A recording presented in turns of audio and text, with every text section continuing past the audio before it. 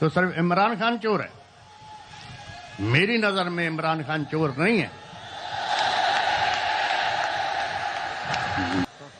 باقی جہاں تک سوال ہے الیکشن کا، اس پہ بھی میں ضرور تھوڑی روشنی ڈالنا چاہوں گا.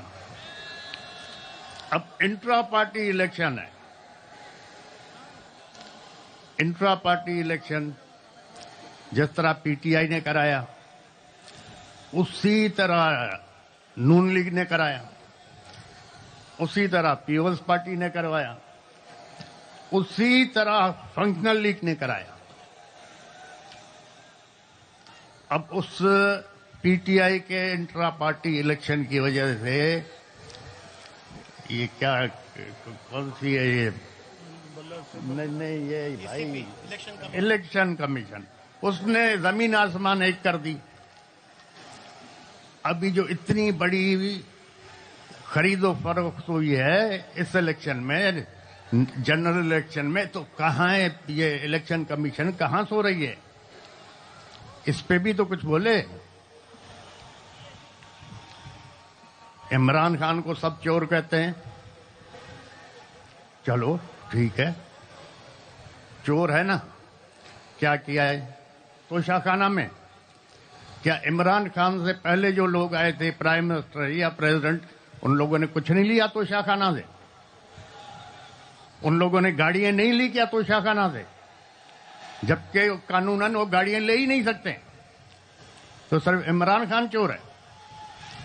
میری نظر میں عمران خان چور نہیں ہے. میری نظر میں ہاں بیوقوفی ہو گئی ہوگی، غلطی ہوتی ہے. غلطی کس سے نہیں ہوتی؟ غلطی تو انسان سے ہوتی ہے. اگر عمران خان سے غلطی نہیں ہوتی تو وہ فرشتہ ہوتا. تو میری نظر میں عمران خان چور نہیں ہے. اگر عمران خان چور ہے تو پھر ہم سب ہی چور ہیں.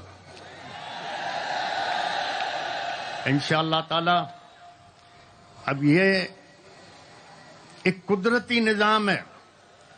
اگر سیلاب آ رہا ہے یا پانی آ رہا ہے، آپ اس کا راستہ روکو گے تو پھر دوسری جگہوں کو ڈبائے گا. اب جو یہ 2-2.5 کروڑ نوجوان نئے ووٹ آئے، وہ ایک سیلاب تھا نا. اب جب اس سیلاب کو روکا گیا تو اس کے نتیجے میں کیا ہوا؟ پاکستان کی تاریخ میں پہلی دفعہ آزاد امیدوار میجورٹی میں جیت گئے. سب کو ڈبا دیا انہوں نے. یہ تو پی ٹی آئی کے نوجوانوں نے، بچوں نے، لڑکیوں نے، عورتوں نے ایک کمال کر کے دکھا دیا.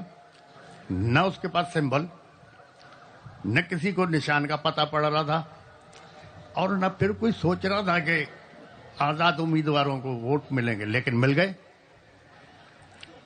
تو اگر کسی اس ملک میں اگر آپ انصاف نہیں دو گے، عزت نہیں دو گے، تو لوگ پھر انصاف کے لیے الگ راستہ نکالیں گے. کافی وقت پہلے اخبار پڑھ رہا تھا تو اس میں لکھا ہوا تھا کہ جناب 2 یا 3 آدمیوں کو پھانسی کی سزا ہو گئی. 8-10 سال کیس ان کا چلتا رہا. 8-10 سال کے بعد سپریم کورٹ نے فیصلہ کیا کہ یہ بے گناہ ہیں، ان کو آزاد کیا جائے. تو جیلر نے کہا جی آزاد کہاں سے کریں، 6 مہینے پہلے پھانسی ہو چکی ہے. اب ہمارے پاس انصاف تو ایسے چلتے ہیں. اب سپریم کورٹ کہہ رہا ہے اس کو آزاد کرو. جیلر کہتا ہم نے پھانسی دے دی کیونکہ اس کو پھانسی کی سزا ہوئی تھی. اپیل 10 سال کے بعد کورٹ نے سنی.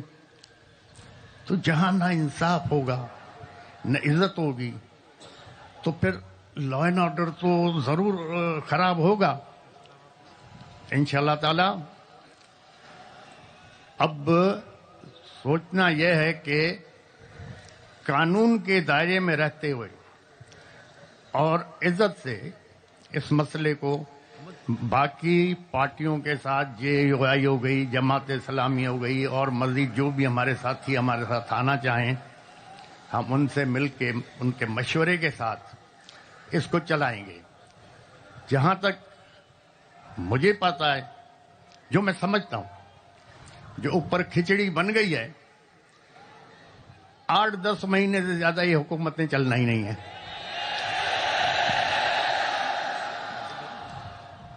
8-10 مہینے سے زیادہ نہیں چلنا.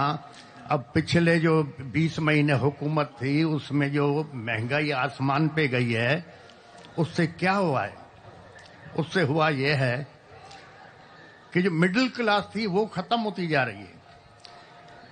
اب اس الیکشن کے بعد آپ دیکھو مہنگائی آسمان پہ جائے گی. اب جب مہنگائی جائے گی تو آپ کا مڈل کلاس ختم ہو جائے گا، تباہ ہو جائے گا.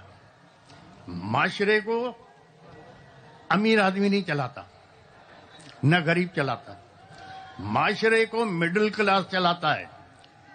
جب مڈل کلاس ختم ہو گیا تو آپ کا معاشرہ ختم ہو جائے گا.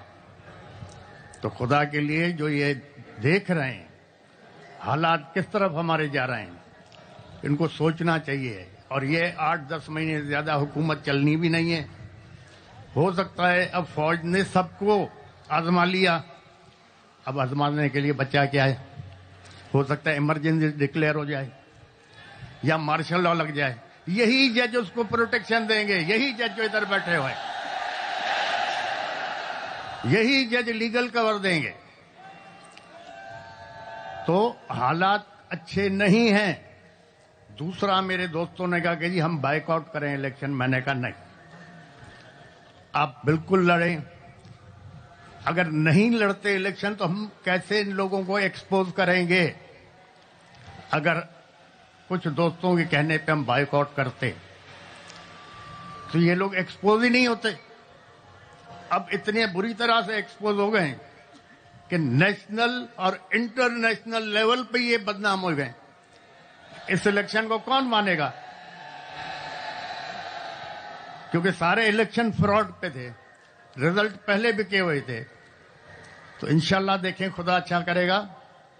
خدا تعالیٰ آپ لوگوں کو، اس ملک کو، ہماری فوج کو اپنے حفظ و امان میں رکھے اور ہر آفت، آزمائش، تکلیف، دشواری سے پناہ میں رکھے. ہمارے ججوں کو، ہماری فوج کو خدا رہنمائی فرمائے کہ اس قوم کے، اس عوام کے فائدے کے لیے سوچیں اور کام کریں. آپ لوگوں کی سب کی مہربانی. آپ لوگ دور سے آئیں، اور دوسرا زیادہ میں تقریر کر بھی نہیں سکتا، تقریر مجھے آتی نہیں. مہربانی. خدا حافظ.